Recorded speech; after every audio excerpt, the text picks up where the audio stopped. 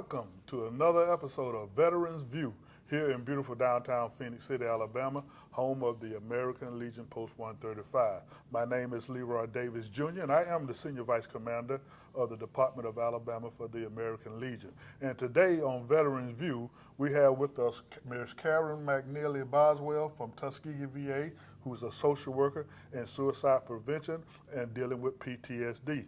And we also have Ashley, her co-worker, with us as well. Ashley, what's your last name? StackJohnston. See, that's why I wanted her to tell us, StackJohnston.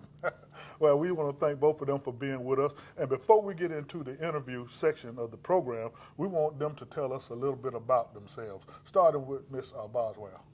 Well, I've been with the VA for the past 16 years. I was hired to work in the post-traumatic stress disorders clinic, and I really love that because my father volunteered to go to Vietnam. He served in the Marines, and he developed PTSD, and he would say to me every day, Karen, do the best you can for each veteran, one veteran at a time.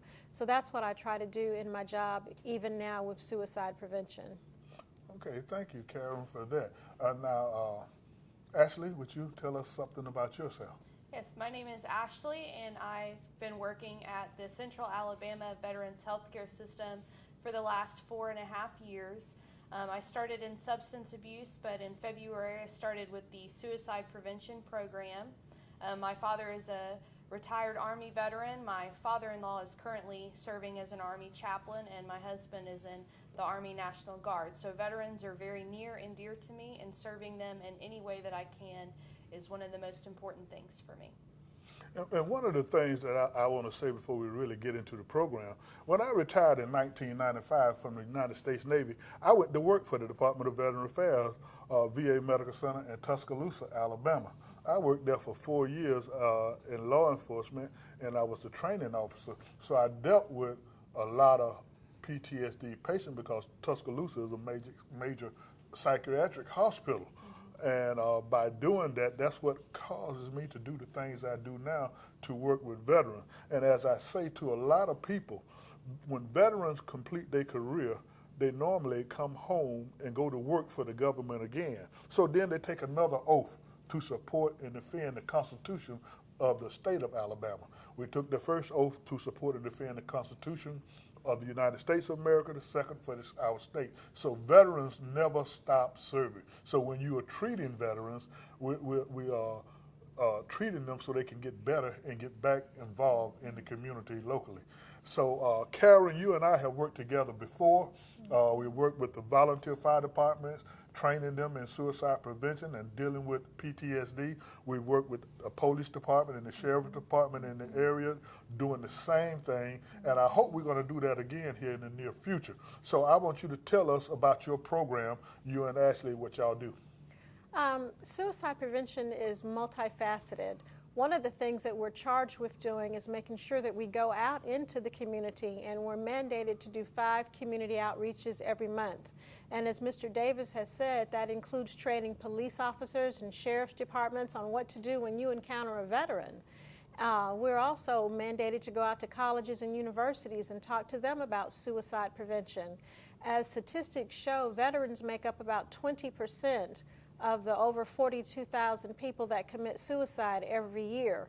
College students are another big chunk of that, and a lot of veterans return to college. So we want to make sure that college dorm presidents and counselors and staff know the signs and symptoms of suicidal behavior and actions in veterans as well as regular everyday college students. We also train our staff so that the staff, from whether you're the housekeeper to the director to the primary care doctor to the cardiologist, knows what the signs and symptoms of suicidal thoughts and behaviors are so that you can recognize that, and then we train them to know what to do. If it's not your area of expertise, then you get them to someone who is the expert in that. And we have mental health staff at each one of our clinics. Our clinic in Tuskegee, our clinics in Montgomery, our clinics in Dothan, Fort Rucker, Monroeville, and our clinic in Columbus right across the river. So we try to make sure that all staff know what to do. Then if there is a veteran who is at high risk for suicide, we have special protocols for them to follow to make sure they get enhanced mental health care. And by that I mean you usually see your doctor maybe once or twice a year, most of us, if we're in good health. But for those that are on the high-risk list, they're mandated to have 6 appointments in 3 months. And for the first month that they're on our list, they see someone every single week so that we can make sure that they're getting additional help for whatever reason that's causing them to feel suicidal. So that's a lot of what we do. We keep up with that group of veterans. We also are mandated to answer what's called the Veterans Crisis Line number.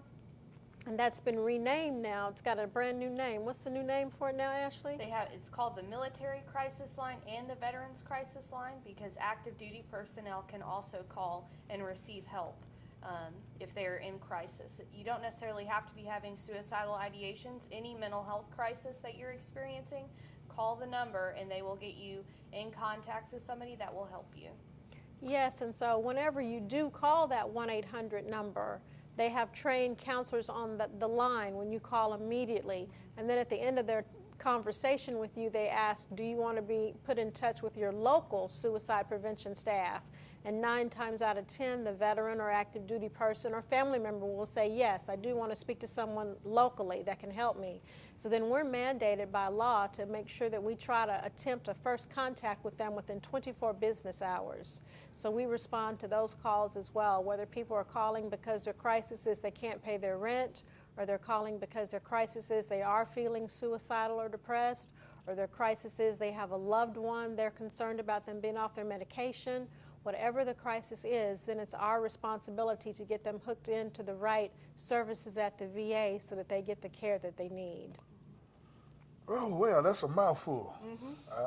But one thing, something that I would like to throw in with this, and the training that we've done with police officers, deputies, and volunteer fire department, and the city fire department, we've given each one a wristband that have the crisis number on it.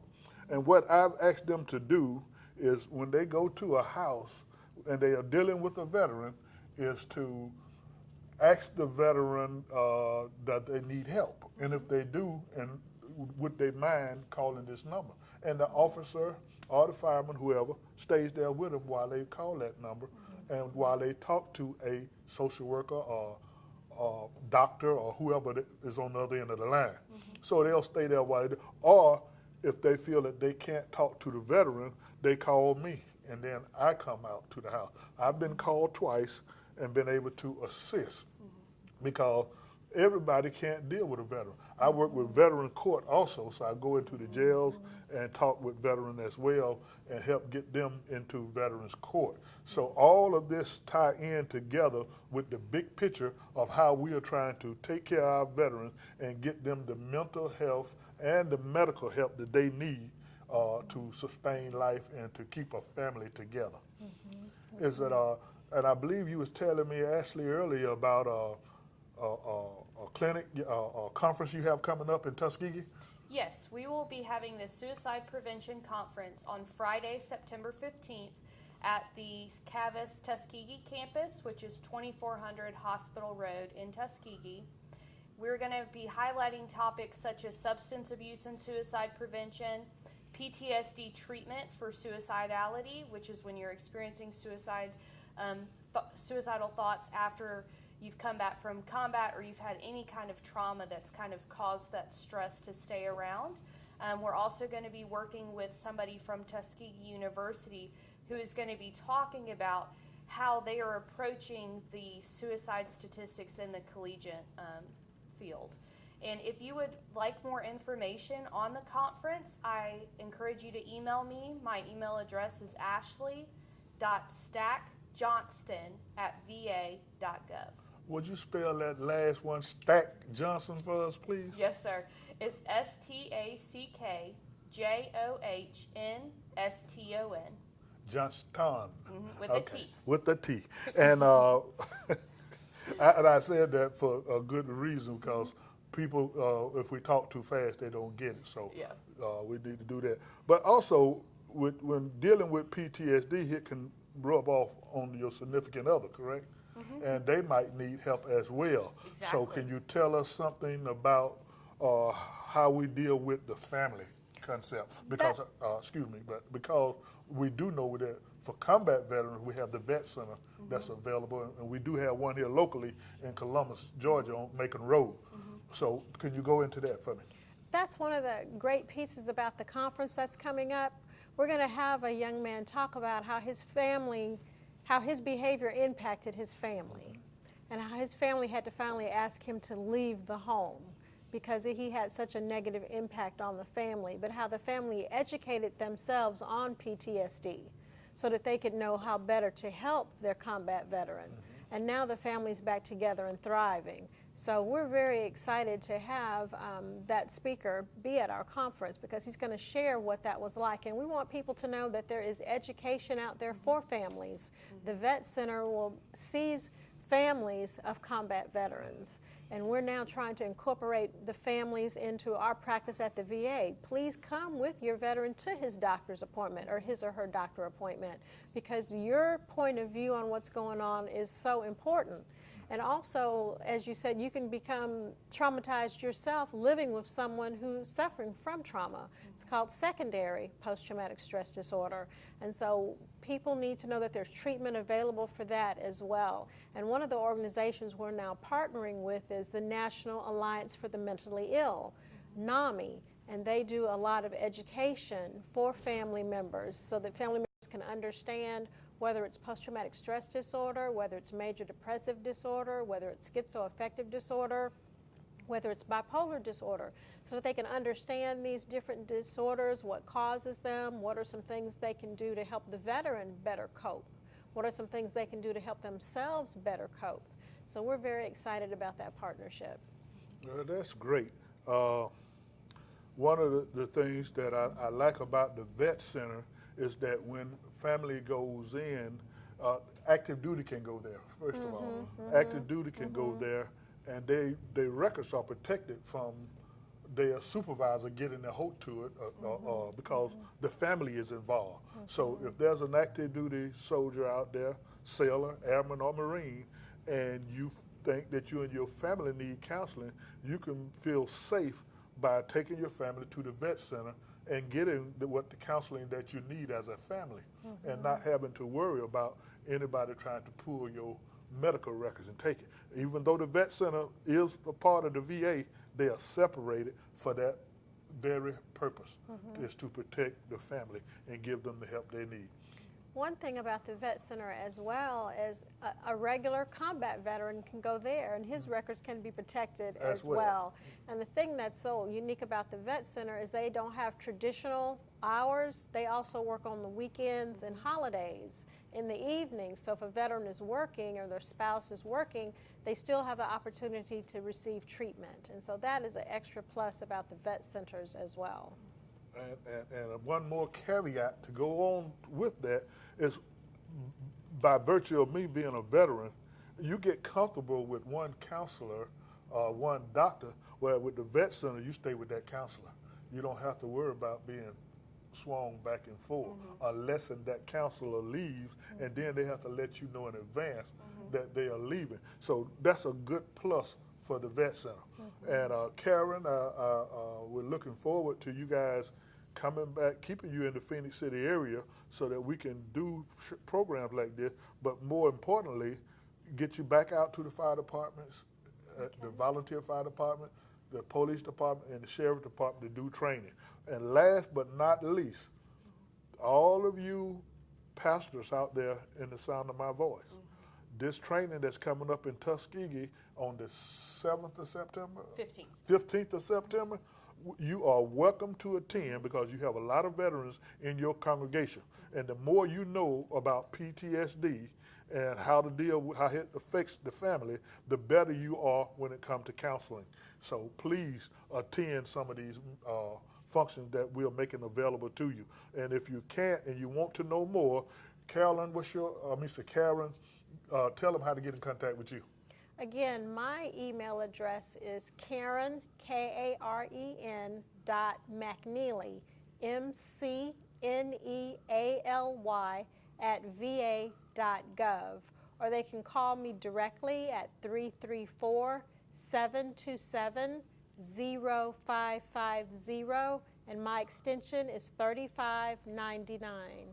Our theme this year is Be There, and by that I mean we want our communities to wrap their arms around our veterans and their families and show that they're there to offer support and offer education, to offer employment, to offer training.